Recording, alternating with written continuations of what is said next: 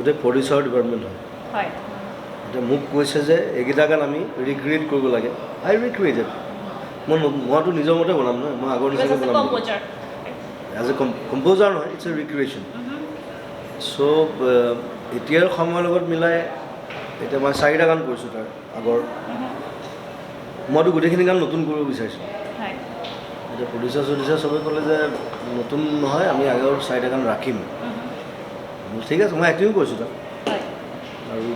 মোৰ লিপছত কোনো এটা গানো নাই কিন্তু দেই চিনেমাখনত মই একদম অদ্ভুত ৰোল এটা কৰিছোঁ তাত চিনেমাখন চালে গম পাবচোন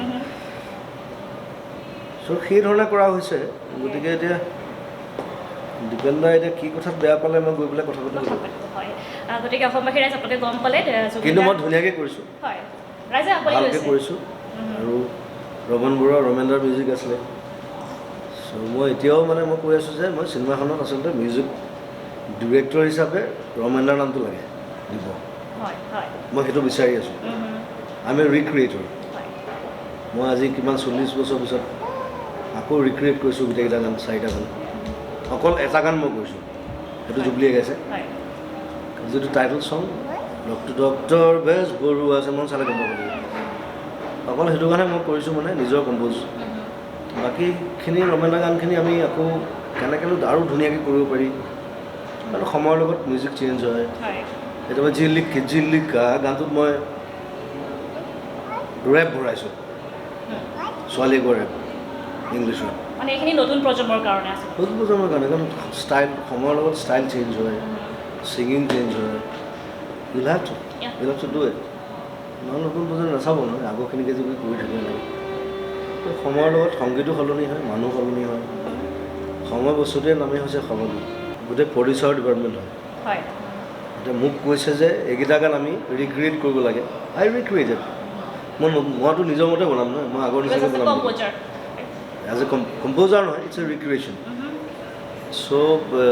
এতিয়াৰ সময়ৰ লগত মিলাই এতিয়া মই 4টা গান কৰিছোঁ তাৰ আগৰ মইতো গোটেইখিনি গান নতুন কৰিব বিচাৰিছোঁ এতিয়া প্ৰডিউচাৰ চবেই ক'লে যে নতুন নহয় আমি আগৰ 4টা গান ৰাখিম ঠিক আছে মই এক্টিঙো কৰিছোঁ তাত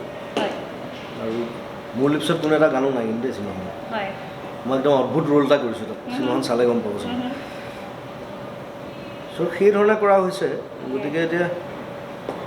দীপেনদাই এতিয়া কি কথাত বেয়া পালে মই গৈ পেলাই কথা পাতিব গতিকে অসমবাসী ৰাইজ আপোনালোকে গম পালে কিন্তু মই ধুনীয়াকৈ কৰিছোঁ ভালকৈ কৰিছোঁ আৰু ৰমন বৰুৱা ৰমেন্দ্ৰৰ মিউজিক আছিলে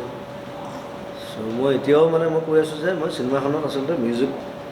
ডিৰেক্টৰ হিচাপে ৰমেন্দ্ৰৰ নামটো লাগে দিব মই সেইটো বিচাৰি আছোঁ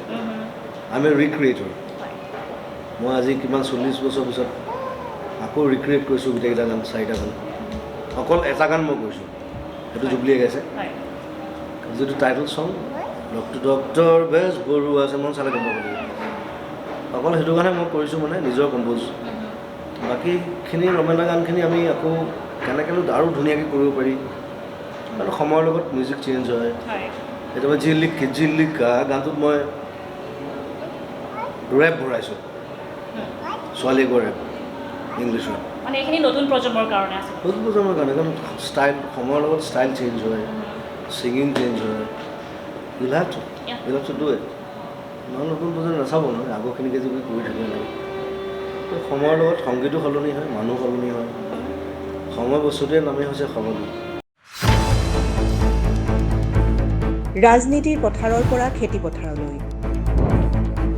অপৰাধৰ পৰা ন্যায়লৈ দুৰ্নীতিৰ পৰা সংস্কৃতিলৈ প্ৰতিটো ক্ষণত সলনি হোৱা দেশৰ খবৰ আমাৰ দৃষ্টি অসম অৰুণাচল লগতে উত্তৰ পূৰ্বাঞ্চলৰ বিভিন্ন খবৰ আপোনাৰ হাতত কেৱল ভাৰত ওৱানত